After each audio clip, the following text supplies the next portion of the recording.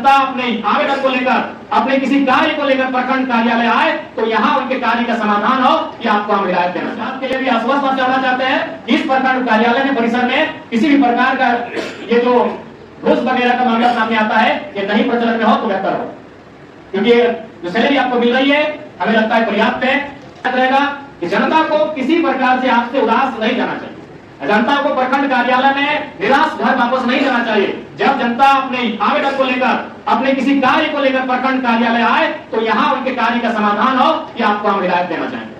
भ्रष्टाचार के खिलाफ सुखलाल महतो ने अपनी कुर्बानी दे दी, लेकिन उनकी कुर्बानी बेकार नहीं जाएगी, क्योंकि टाइगर जयराम महतो की घोषणा के बाद, ऐलान के बाद डुमरी के सारे भ्रष्टाचारी अधिकारियों में भगदड़ मच गई है। इन लोगों को हार्ट अटैक आ सकता है, क्योंकि टाइगर जयराम महतो ने मीटिंग में साफ तौर पर कह दिया है कि किसी प्रकार की कोई भी घूसखोरी नहीं चलेगी। उन्होंने बीडीओ से लेकर सीओ तक और सभी सरकारी अधिकारियों तक को चेतावनी दे डाली है। इसके साथ ही साथ टाइगर जयराम महतो ने साफ तौर पर कह दिया है कि वह एक पत्र लिखने वाले हैं, और पत्र लिखने के बाद वो एसीबी से सभी भ्रष्टाचारी अधिकारियों के संपत्ति की भी जांच करवाएंगे। और हमें तो लगता है कि हेमंत सोरेन सरकार अगर ईमानदार है तो झारखंड के तमाम अधिकारियों के संपत्ति की जांच करवानी चाहिए, लेकिन हेमंत सोरेन सरकार ये कभी नहीं कराएगी, क्योंकि उन्हें पता है कि वो अब फिर से सत्ता में लौटने वाले नहीं हैं। कमाने खाने का जो मौका मिला है कमा लो, क्योंकि इसके बाद तो टाइगर सीएम बनेगा। और आखिर टाइगर जयराम महतो ने अधिकारियों को किस प्रकार की चेतावनी डाली है, वो तमाम बातें इस बात से 8 मिनट की रिपोर्ट में हम आपको बताने जा रहे हैं। नमस्कार, जोहार, मैं प्रिंस कुमार सिंह और आप देख रहे हैं पॉजिटिव प्रिंस। अगर अभी तक आपने चैनल को सब्सक्राइब नहीं किया है तो खबरों से अपडेट रहने के लिए कृपया चैनल को सब्सक्राइब कर लीजिए, और जो लोग ऑलरेडी कर चुके हैं उन तमाम लोगों को सहृदय धन्यवाद। और वापस आते हैं अपनी खबर पर, और हम आगे आपको कुछ भी बताएं उससे पहले टाइगर जयराम महतो का ये बयान सुनिए। घर वापस नहीं जाना चाहिए। जब जनता अपने आवेदन को लेकर, अपने किसी कार्य को लेकर प्रखंड कार्यालय आए तो यहाँ उनके कार्य का समाधान हो, ये आपको हम हिदायत देना चाहते हैं। के लिए भी आश्वस्त करना चाहते हैं इस प्रखंड कार्यालय में परिसर में किसी भी प्रकार का ये जो घूस वगैरह का मामला सामने आता है, ये नहीं प्रचलन में हो तो बेहतर हो, क्योंकि जो सैलरी आपको मिल रही है हमें लगता है पर्याप्त है। और उसके बाद भी ऐसा नहीं है, आप अगर चाहें तो इस राज्य को एक बेहतर दिशा देने के लिए यहां से एक उदाहरण सेट कर सकते हैं। और बाकी एक विधायक होने के नाते, विधायिका काम होने के नाते आपको हमारी आवश्यकता जब भी लगे आप कहिएगा। अगर आपको भी कोई इश्यू है, आप तमाम पदाधिकारी कर्मचारी कोई भी सामान दे, आपको लगे कि नहीं आपका मसला विधानसभा तक आना चाहिए, आप चेक करिएगा। हम पदाधिकारी कर्मचारियों के भी मसले को विधानसभा में ले जाने का काम करेंगे।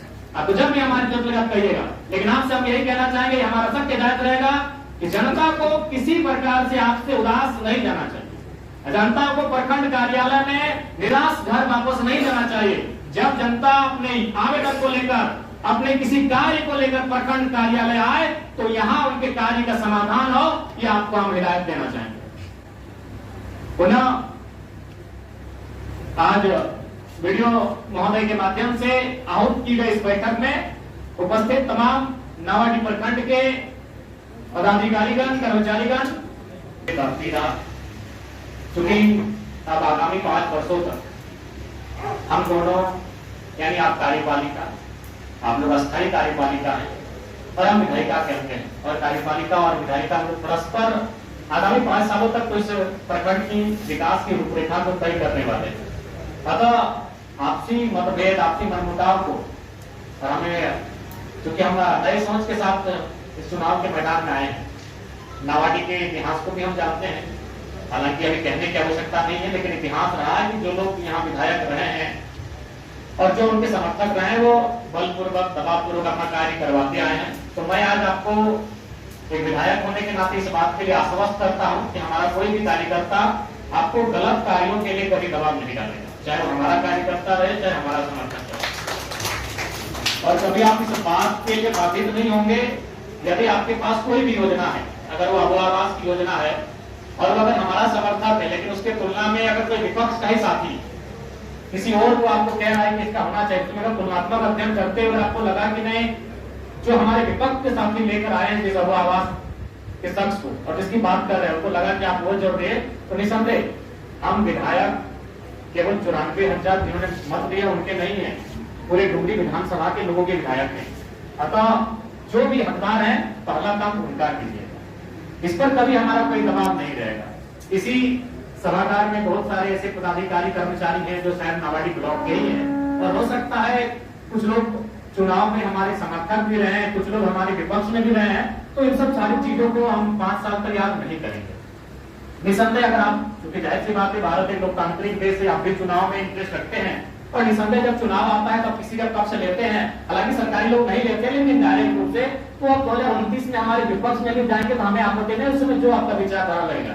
लेकिन ये जो 5 साल है इसमें आपको हम आश्वस्त करना चाहेंगे, अगर आप हमारे समर्थक हैं लेकिन आप अगर गलत कार्य कर रहे हैं तो भाई आपको तिरस्कार रहेगा, लेकिन आप अगर हमारे विपक्ष में भी रहे हैं, हमारी विचारधारा को नहीं भी पसंद करते हैं, लेकिन अगर आपका काम ईमानदार है तो आपको मेरा नमस्कार रहेगा। और आज देखिए, चूंकि आप लोग की जवाबदेही सरकार के प्रति है, आप लोग पढ़ लिख के नौकरी लिए हैं, यदि आप लोग पे आ जाएगा, आप सबों पे गाज गिरेगी तो शायद आपने ट्रांसफर हो जाएगा, लेकिन हम लोग जनता के चुने हुए प्रतिनिधि हैं, हमारी जवाबदेही सीधा जनता से होती है, और आपकी तुलना में कई हजार गुना जनता का जो दबाव होता है वो एक जनप्रतिनिधि पर होता है। इसलिए आज आप लोग साथ बैठना हमने, और बैठना नहीं है तो हमें लगता है कि नियमित बैठना चाहिए। हमारी विचारधाराएं परस्पर, यहाँ तो विचारधारा कोई मतलब नहीं है, क्योंकि आप लोग राजनीतिक दल के नहीं है, आप लोग तो कार्यपालिका के अंग है, आप लोग प्रशासनिक कार्यपालिका है। कार्यपालिका भी 2 प्रकार की होती है, राजनीतिक एक प्रशासनिक। तो प्रशासनिक कार्यपालिका के अंग है, आप लोग अस्थायी कार्यपालिका के अंग है, तो निसंदेह यहाँ कोई परस्पर विचारधारा का भिन्न होना भी मायने नहीं रखता है। यहाँ हमारा मत ये होना चाहिए कि नावाडी ब्लॉक को हम लोग बेहतर कैसे करें। और चूंकि देखिए, अगर आम जनता की बात करें कि आपको भी मालूम है, भले आज आप लोग पदाधिकारी के रूप में है, सरकारी कर्मचारी के रूप में है, लेकिन यहाँ तक आए हैं तो किसी ऐसे गांव से आए हैं, मिडिल क्लास परिवार से चलकर यहाँ तक आए हैं, तो आपको भी मालूम है कि गांव के लोग अमूमन 3 चीजों को जानते हैं। आज गांव के लोग ना बजट को जानते हैं, ना कोई विधेयक अभी वक्त बोर्ड पे चर्चा, और ये गांव के लोग नहीं जानते हैं, अभी कोई 1 महीना बजट सत्र पार हुआ, गांव के लोग नहीं जानते हैं। गांव के लोग 3 चीजें जानते हैं, एक थाना, एक सीओ, एक बीडीओ। तो इसलिए चूंकि प्रखंड का बहुत बड़ा जिम्मेवारी है, प्रखंड से ही गांव सीधा जुड़ा हुआ है, गांव के लोग जिला भी नहीं जाते हैं, सामर्थ्य भी नहीं है, जिला दूर पड़ता है। गांव के लोग अगर कुछ समस्या होती है तो उनको लगता है कि प्रखंड कार्यालय में, प्रखंड परिसर में मेरी समस्याओं का समाधान है। इसलिए आप लोग अपने कार्यों को लेकर बिल्कुल गंभीर रहें। आज मैं अपना ही बात कहूं, देखिए अभी तक हम लोग खाना नहीं खा पाए। झारखंड कॉलेज में 11 बजे का टाइम था, आपको शायद 12 बजे का टाइम दिए थे। घर से सुबह 2 घंटा अपना आवास में जनता दरबार लगा, वहीं हम लड़कों को बोले कि मेरा जो भी ड्रेस है उसको गाड़ी भर लीजिए, रास्ता में वाटर बोर्ड पड़ता है, वहीं नहा धोने में वहीं गाड़ी में बैठे, जूता में भर के रखे, अभी तक पहन नहीं पाए। कार्य को लेकर थोड़ा सा ललक रहे, अपने कार्य को लेकर गंभीर रहिए, क्योंकि इस राज्य की जनता बड़ी उम्मीद के साथ हम पे आशा लगा कर बैठी है कि हमारे माध्यम से उनको न्याय मिलेगा, हमारे माध्यम से उनका काम होगा। इसलिए आज जितने भी प्रखंड परिसर में पदाधिकारी हैं, कर्मचारी हैं, आप निश्चित है राजनीतिक दबाव आप पर हमारा कभी नहीं रहेगा, जो सही रहेगा उस काम को आप लेनी चलती। और अभी इतने पदाधिकारी आप कहिए कि हमने कभी टेलीफोन करके आपको ये कहा है कि जेलकेन का या फिर हमारा समर्थन है देख लीजिएगा, हमने ये कभी आपको नहीं कहा होगा। दिन में तो हमको लगता है कि 4 बार 5 बार हम वीडियो महोदय, सीओ महोदय से बात करते हैं, हम यही कहते हैं कि मामला संगीन है, जरा देख लीजिएगा, दोनों पक्षों को बुला लीजिएगा, क्योंकि हम पूर्वाग्रह से ग्रसित सोच नहीं रखते हैं, हम बदलाव के प्रति की और बदलाव पर विश्वास करते हैं। अतः आप लोग जो कार्य है, आप अपने कार्य को गतिशीलता के साथ करिए। आपको भी अगर कहीं असुविधा लगे आपके कार्य में और उसमें आपको लगे कि नहीं विधायक जी से आपको मदद लेना चाहिए, तो आप बेशक हमारी मदद लें। आपको कभी ऐसा सिचुएशन आए कि कोई लगे कि आपको हमारे कार्यकर्ता हमारा नाम लेकर अगर आपके साथ कुछ ऐसा व्यवहार कर रहे हैं, तो आप हमसे सीधा संपर्क करें, क्योंकि हम उन सब चीजों को बर्दाश्त नहीं करेंगे। लेकिन उसके लिए आपकी भी जवाबदेही जो उस पर आपको तत्परता दिखानी होगी। देखिए अभी मान के चलिए ब्लॉक में तो मोटा मोटी 30-32 विभाग कितने हैं, 15 विभाग हैं, लेकिन हमें लगता है अभी फिलहाल काम करने की आवश्यकता है जल विभाग को, क्योंकि अभी गर्मी सर पे है और पिछले साल की तुलना में इस बार गर्मी का प्रकोप बढ़ रहा है, बहुत ज्यादा गर्मी है। अभी आप परिसर से बाहर जाएंगे तो लगेगा कि हम दिल्ली में आगे बढ़े, ये नावाडी नहीं है।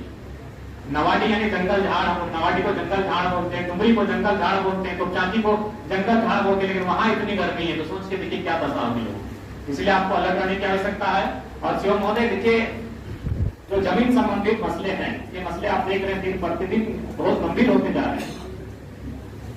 कागज किने का, दखल किने का, एक जमीन पर 4 लोग दावा कर रहे हैं, तो ये बहुत गंभीर विषय है। इन पे आपको हमेशा सचेत रहने की आवश्यकता है। और एक बात कहना हम चाहेंगे कि जो भी विभाग है, अगर कोई आपको आवेदन, सबसे पहले आप आवेदन लीजिए। देखिए अभी हम जनता दरबार इतने लोग देखिए सब टकटकी निगाह से देख रहे हैं, विधायक जी तो बाहर जाएंगे, हम जैसे ही बाहर जाएंगे सब आवेदन लेके आएंगे। अच्छा एक बात बताइए, क्या आवेदन विधायक को जाना चाहिए?